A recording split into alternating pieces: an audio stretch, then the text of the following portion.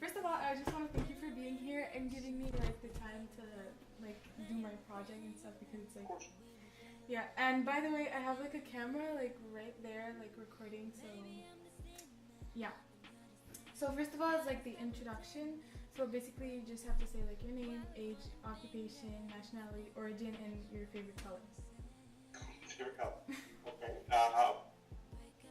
So my name, I'm Bobby Brooks. I am 20 years of age. My nationality, I'm an American in the U.S. Right. So my occupation, I'm currently a college student. I work with diversity at Texas A&M University.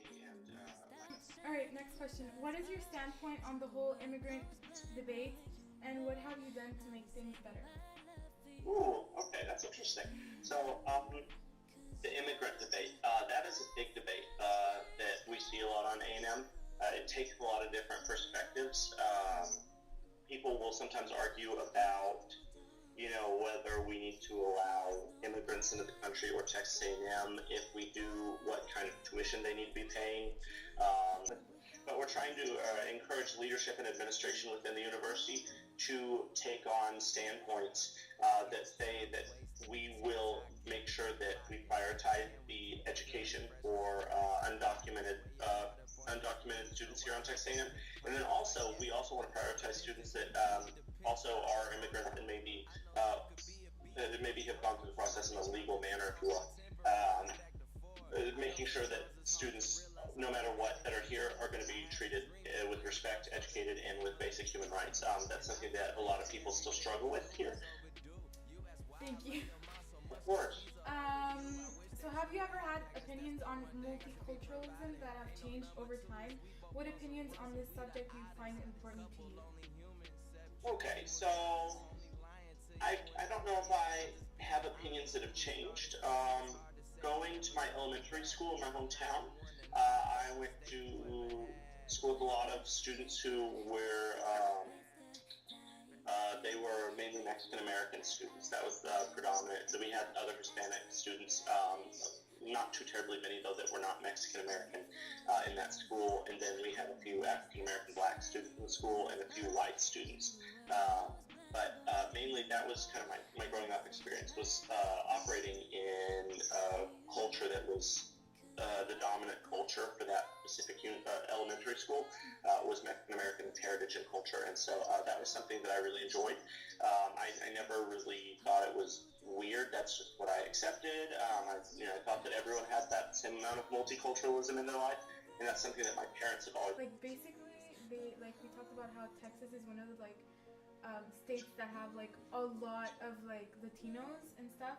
So like apart from all my questions, I just wanted to ask like, are people like getting like used to it? The racism is even more intense now. Okay, no, I totally get where you're coming from. That is a weird anomaly that we see in the U.S. That I know because whenever I study other cultures, they some of them tend to do the same. I see it in France a bit, but in particular with Texas. This goes back to what I was talking about, there being a dominant culture. So the dominant culture in Texas right now is that of a white Anglo background. Texas has struggled to assimilate people into it throughout the beginning. You see that with even different white ethnicities. Whenever they had immigrated, they had to assimilate to this dominant culture. But it was a lot more easily for them because of their skin color. They could just blend in a lot better. There wasn't the inherent racism against them. It was just cultural discrepancies. But whenever we're talking about Latinos and Latinas in Texas, it's kind of interesting because we still have this main dominant culture. And even though there's a fast approaching majority of, there's a very sizable population of Latino people in Texas, and they drive a lot of the economy. They have a lot of influence in certain areas. It's just Texans like to be friendly to people. They love that, and so they don't think that they're racist or that they operate in racist systems because they're really friendly towards people. They want to say hi, hello, how are you?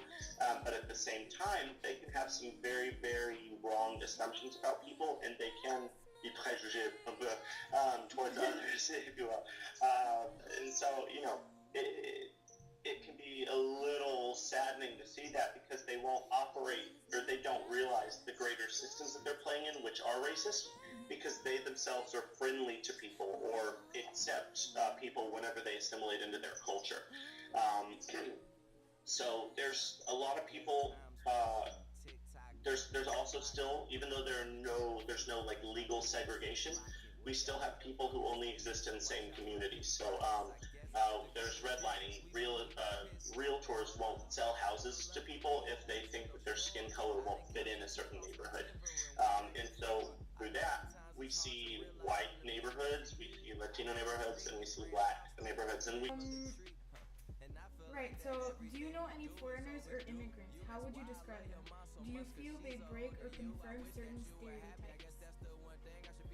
Okay, so I know plenty of foreigners. My work here at Texas A&M has me working with international groups. I've enjoyed my experience working with foreigners. I'm very thankful for it, and I'm glad to have been. I have a few friends I have a friend from Pakistan, and she doesn't have anywhere to go over Thanksgiving. So I've invited her over to my house for the past 2 years to celebrate Thanksgiving, a really big holiday for us. You know, we get off of school for it and we go home to our families for a week.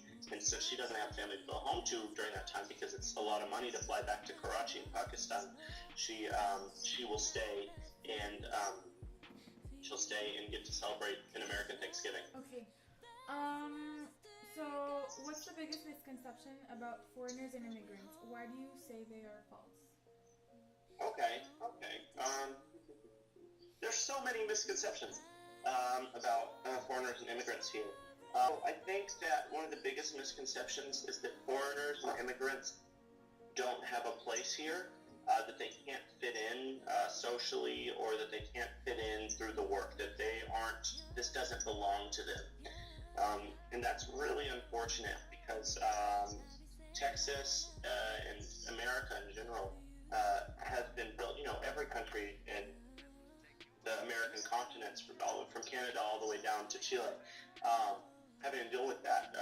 You've got this sense of renewed creation that is constantly being developed, and especially in the United States. We have had to work with immigrants consistently, and that's something that is kind of ironic that people don't believe that immigrants are important here, or that they're not our future. I personally wholeheartedly believe that if the United States wants to continue being a powerful country, if it wants to continue making an impact on the world, we need to continue having a stream of foreigners and immigrants that come with dreams and hopes and challenge us and challenge the system and allow us to grow through it, because we bring in a lot of talent to this country, and especially here in this town where my university is at. We have very, very specialized things. We've got a lot of very talented people who have very developed skills and have good international contacts.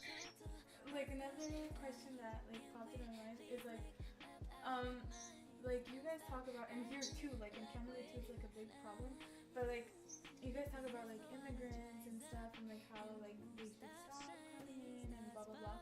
But also so a lot of people talk about immigration and stuff. But as white people, aren't you guys immigrants too? It's just a lot of generations, because you came from Europe and stuff, and it's the real not immigrants that are there since the beginning are the First Nations.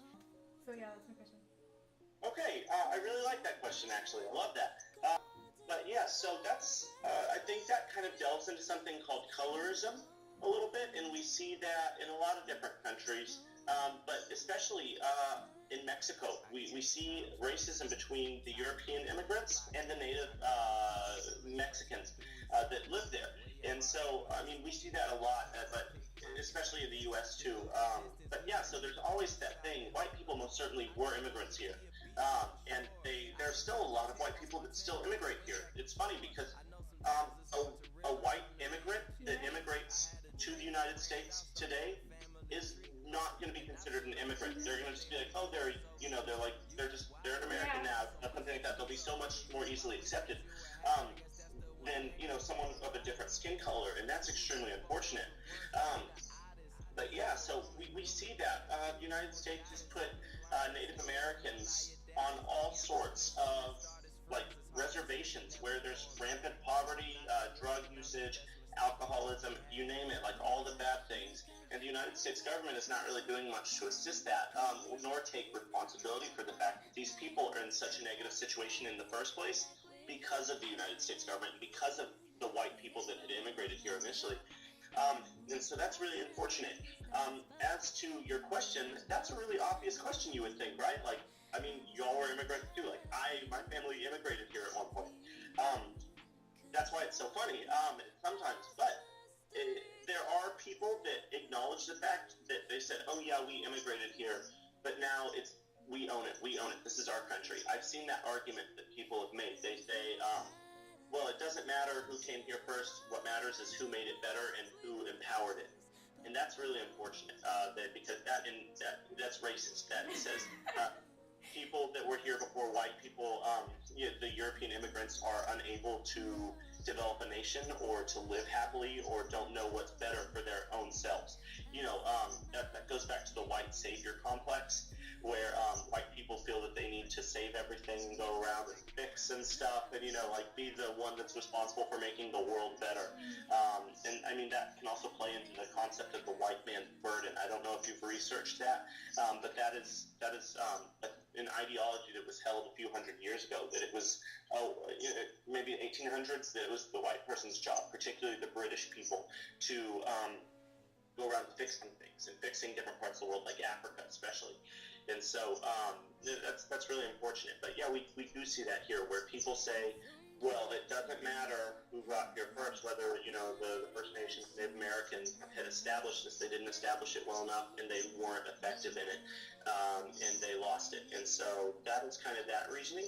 And then that kind of opens up the concept to saying, well, we're not going to give up the power to the new immigrants, and we took the power from the Native Americans. So that means we should be the ones that rule.